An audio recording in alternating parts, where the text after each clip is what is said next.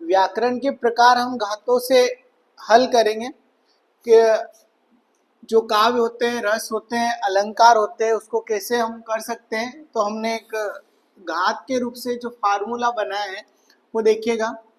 अब जैसे हमने लिखा है काव्य, काव्य कितने प्रकार के होते हैं? दो। यानी जो ये घात लग रही है दो, तो काव्य कितने प्रकार के हो जाएंगे? दो। अब इसी तरह से अगर हम ले छंद, तो छंद के कितने प्रकार हो जाएंगे? दो। यानी ये प्रकार है। फिर अगर हम इसी तरह से अगर अलंकार भी लें, अलम धन कार, तो अलंकार की घात कितनी लग जाएगी? तीन। यानी अलंकार कितने प्रकार के हो जाएंगे? तीन। अब वापिस अगर हम शब्द शक्ति को लें, शब्द शक्ति, तो शब्द शक्ति कितने प्रकार की होती है? तीन। अगर हम शब्द गुण भी लें, शब्द गुण, तो ये भी कितने प्रकार के होते हैं? तीन। यानी ये प्रकार है। ये जो लगी हुई है ये प्रकार है। काव्य दो प्रकार के होते हैं, छंद दो प्रकार के होते हैं, अलंकार के तीन प्रकार होते हैं, शब्द शक्ति के तीन प्रकार होते हैं, शब्द गुण के तीन प्रकार होते हैं। अगर हम समास की भी अगर लगाते हैं तो उससे पहले वाच्य ले लेते हैं। वाच्य, वाच्य के भी तीन प्रकार होते हैं। वापिस अगर हम समास की घात अगर लगाते हैं तो कितनी हो जाती है समास की घात? समास की घात 6 हो जाती है।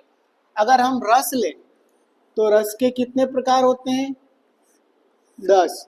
तो हम क्या ले लेंगे?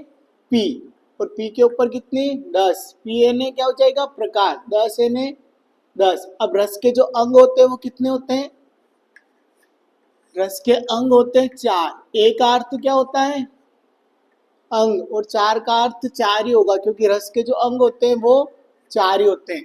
तो परीक्षा में आ जाएगी काव्य कितने प्रकार के होते हैं? तो 2। छंद कितने प्रकार के? 2।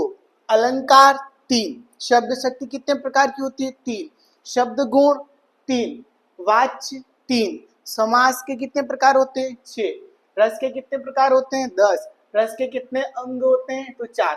तो इस प्रकार से व्याकरण के जो प्रकार है हमने इस तरीके से समझने का प्रयास किया है, और इनके अलग अलग वीडियो है। और आप एक और यहाँ पर देख सकते हैं, हमने अभी जो वीडियो अपलोड किया है, एक और वाच्य के बाद या एक और वीडियो है संधि की घात 3। आप संधि की घात 3 को भी सिद्ध कर सकते हो, तो इसकी भी घात हमने 3 लगाई है। तो इस प्रकार से ये नया तरीका है, तो आप आराम से इस हिसाब से आप याद कर सकते हो। काव्य की घात, छंद कितने प्रकार के होते हैं, अलंकार कितने प्रकार के होते हैं, शब्द शक्ति कितने प्रकार की होती हैं। तो इस प्रकार से हमने ये लिखा है और आपने देखा है काव्य, छंद, अलंकार, शब्द शक्ति, शब्द गुण।